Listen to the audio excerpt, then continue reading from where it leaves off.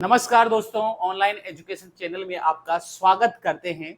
और हम डिस्कस कर चुके थे पिछले वीडियो में चतुर्थ श्रेणी कर्मचारी सीधी भर्ती परीक्षा 2024 की संभावित कट ऑफ के बारे में। लेकिन हम और भी फैक्ट यहाँ पर देखेंगे कि आखिर कौन कौन सी पारी में यहाँ पर नंबर बढ़ने वाले हैं, किस पारी में सबसे ज्यादा क्वेश्चन परेशान करने वाले थे और कौन से क्वेश्चन सबसे इजी रहे हैं, कौन सी सब्जेक्ट आपके जो कट ऑफ को निर्धारित करने वाली है।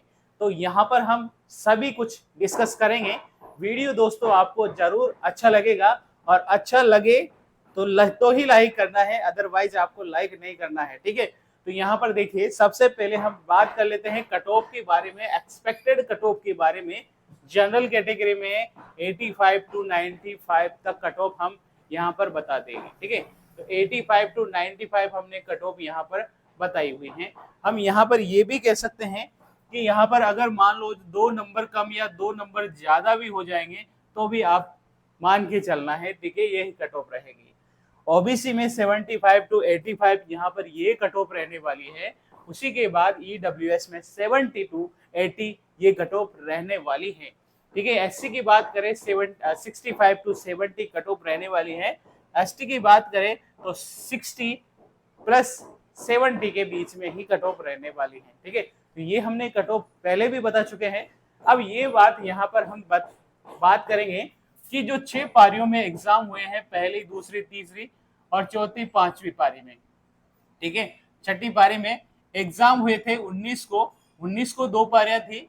उसके बाद 20 को भी 2 पारियां थी यहाँ पर, तीसरी और चौथी। ठीक है, उसके बाद 21 को जो पारियां थी, 21 को वो पारियां थी पांचवी और छठी। ठीक है, अब यहाँ पर ये समझने वाली बात है कि सबसे ज्यादा परेशान करने वाले क्वेश्चन थे मैथमेटिक्स के और आपके इंग्लिश के। ठीक है, मैथमेटिक्स के और इंग्लिश के भी इतने परेशान नहीं कर रहे थे जितने कि मैथमेटिक्स के परेशान कर रहे थे क्वेश्चन।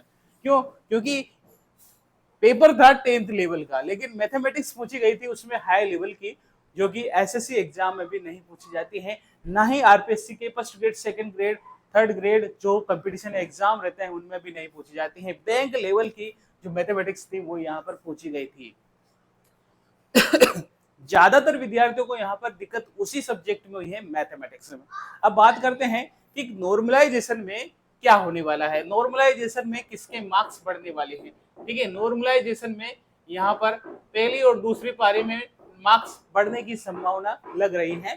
ठीक है, प्रत्येक पारी का फर्स्ट जो पेपर था वो हमेशा डिफिकल्ट माना जाता है, लेकिन पहली पारी का जो पेपर था वो ज्यादा इजी था। ठीक है, ज्यादा इजी था। 6 का पारी का जो पेपर था वो ज्यादा हार्ड था। ठीक है, ये मानते हो आप, क्योंकि पेपर देकर आए होंगे तो ये बात आप मान चुके होंगे कि कौन सी पारी का ज्यादा वेटेज रखता है। ठीक है, 19 तारीख के जो पेपर हुए थे बहुत ही इजी पेपर थे और 21 तारीख का पेपर था वो भी नॉर्मल इजी पेपर था। तो अब बात करते हैं उस जो हम यहाँ पर डिस्कस करने वाले हैं।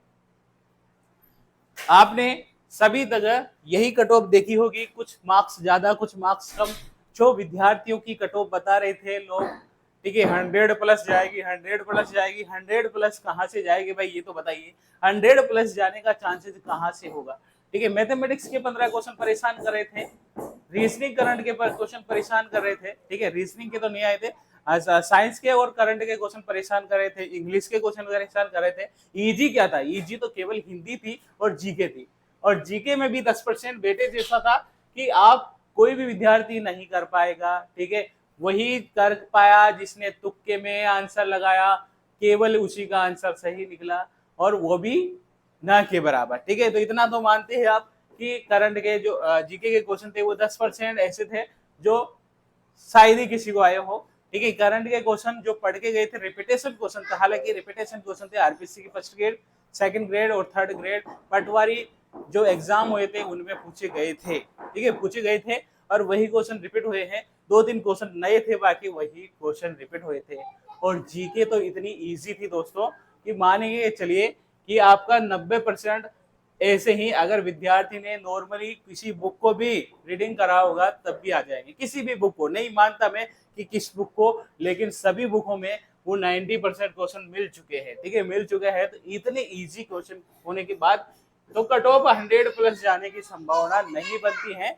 अब यहाँ पर ये कट ऑफ जो हमने बताई है उसी के आसपास रहने वाली है। अगर किसी को डाउट है दोस्तों तो पूछ सकता है कि आखिर ये कट ऑफ क्यों रहने वाली है, ठीक है, तो उसका आंसर भी आपको कमेंट सेक्शन पर मिल जाएगा। किसी बात का कोई भी डाउट हो तो आप कमेंट सेक्शन पर लिख दीजिए।